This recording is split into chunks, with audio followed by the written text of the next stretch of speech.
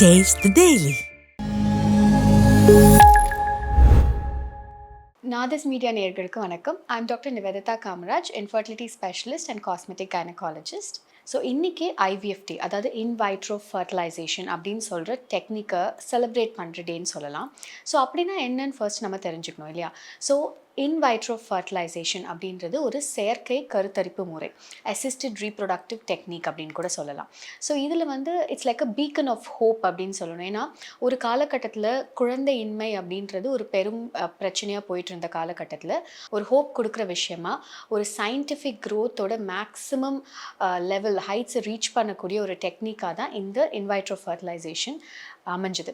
So இந்த ஐவிஎஃப்ல ஒரு பெண்ணுடைய கருமுட்டைகளை சினைப்பைகள்லேருந்து வெளியில் எடுத்து விந்தணுக்களை விந்துப்பையிலேருந்து எடுத்து ரெண்டையும் அதாவது ஒரு முட்டைக்குள்ளே ஒரு விந்தை செலுத்தி அதை கருவாக மாற்றி அந்த கருவை பிளாஸ்டோசிஸ்ட் அப்படின்ற ஸ்டேஜ் வரைக்கும் வளர்த்து ஒரு இன்குபேட்டரில் வளர்த்து அந்த கருவை எடுத்து அதில் எது நல்ல கிரேடில் இருக்க கருக்களோ அதை செப்பரேட் பண்ணி அதை எடுத்து கர்ப்பப்பைக்குள்ளே வைத்து அது ஒட்டி ஒரு குழந்தையாக உருவாகிறது தான் ஐவிஎஃப் அல்லது இன்வைட்ரோ ஃபர்டிலைசேஷன் சொல்கிறோம். இது டெஸ்ட் டியூப் பேபி அப்படின்னு முன்னாடி சொல்லிட்டு இருந்தாங்க. ஸோ இந்த டெக்னிக் அப்படின்றது பல காரணங்களுக்காக ஒரு தம்பதியினருக்கு பரிந்துரை செய்யப்படுது. ஸோ முக்கியமான காரணங்கள் அப்படின்னு பார்த்தா முன்னாடி காலங்களெல்லாம் இப்போ பிளாக்ட் ஃபெலோப்பியன் டியூப்ஸ்ன்னு சொல்கிறோம். அதாவது 2 கருக்குழாய்களுமே பிளாக்காக இருந்தால் அவங்களால ஒரு குழந்தை பேரை பெற்றுக்க முடியாது. ஏன்னா ஒரு கருக்குழாய் தான் ஒரு லிங்க் மாதிரி, அதாவது ஒரு கருமுட்டையும் ஒரு விந்தும் சேர்றதற்கான பாதையே அந்த கருக்குழாய் தான். அந்த கருக்குழாய் அடைப்பாயிடுச்சுன்னா விந்தும் முட்டையும் சேரவே முடியாது. ஸோ அப்போ அவங்க கருத்தரிக்கிறதுலே பிரச்சனைகள் வந்துடும். ஸோ இந்த மாதிரி பெண்களுக்கு முன்னாடி காலகட்டத்தில் வேறு ஆப்ஷனே கிடையாது. ஸோ அவங்களால கன்சீவ் ஆகவே முடியாது. ஐவிஎஃப் அப்படின்ற ஒரு ஆப்ஷன் வந்த பிறகு தான் நம்ம கருமுட்டைகளையும் விந்துக்களையும் வெளியில் எடுத்து சேர்த்து அதை கருவாக மாற்றி அதே கருவை எடுத்து நம்ம கர்ப்பப்பையில் வைக்கும்பொழுது அவங்களால அவங்க ஜெனட்டிக் குழந்தைகளே பெற்றுக்கொள்ள முடியும் அப்படின்ற மாதிரியான மாற்றங்கள் வந்தது. So it's like a huge beacon of hope அப்படின்னு தான் சொல்லணும். அடுத்து அன்எக்ஸ்பிளைன்ட் இன்ஃபர்டிலிட்டி எல்லாமே நார்மலாக தான் இருக்குது. அவங்களுக்கு கருமுட்டைகள் நல்லா வளருது, கர்ப்பப்பை நல்லா இருக்குது, கர்ப்பப்பையோட உள் சுவர் வளர்ச்சி நல்லா தான் இருக்குது, ஆண்கள் சைட்லேயும் விந்துக்கள் நல்லா இருக்குது, நீந்திரத்தன்மை நல்லா இருக்குது. இருந்தாலும் அந்த தம்பதியினர்னால ஒரு குழந்தை பேர் பெற்றுக்க முடியல அப்படின்ற பட்சத்தில் இதை நம்ம அன்எக்ஸ்பிளைன்ட் இன்ஃபர்டிலிட்டி அப்படின்னு சொல்லுவோம். அவர்களுக்கும் என்ன பிரச்சனைனே தெரியாததுனால அவர்களாலும் கருத்தரிக்க முடியாத ஒரு சூழல் அமைந்து கொண்டிருந்தது. ஸோ அதுக்குமே இந்த ஐவிஎஃப் டெக்னிக் மூலியமாக அவங்களால கண்டிப்பாக ஒரு குழந்தை பேர் பெற முடியும்.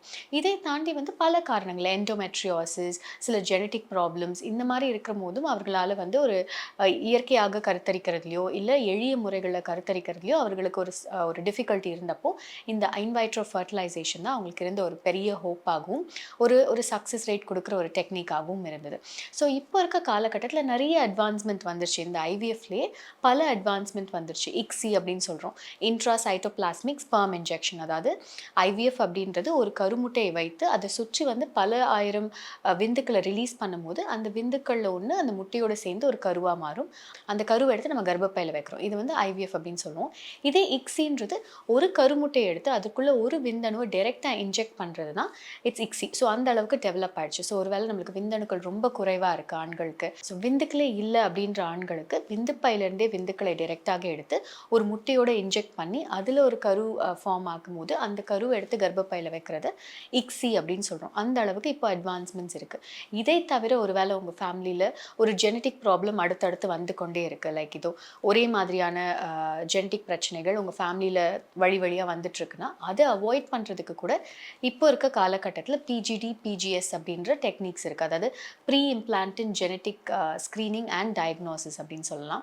ஸோ இதில் எப்படின்னா நீங்கள் எம்ப்ரியோவை எடுத்து அந்த கருவை எடுத்து அந்த கருவிலேருந்து ஒரு சின்ன பயோப்சி ஒரு பீஸை எடுத்து ஒரு டெஸ்டிங்க்கு அனுப்பும் பொழுது இதே ஜெனட்டிக் ப்ராப்ளம் உங்கள் ஃபேமிலியில் இருக்க ஜெனட்டிக் ப்ராப்ளம் இந்த கருவுக்கு இருக்கா, இந்த கருவில் இருக்கா, இல்லை ஏதாவது ஒரு கருவில் இருக்கா, இப்போ 4 கரு இருக்குன்னா 4ல் எதில் அந்த ஜெனட்டிக் ப்ராப்ளம் இருக்குது அப்படின்றத நம்ம ஸ்க்ரீன் பண்ணி இல்லாத கருவை எடுத்து நம்மளால் கர்ப்பப்பைக்குள்ளே வைக்க முடியும்.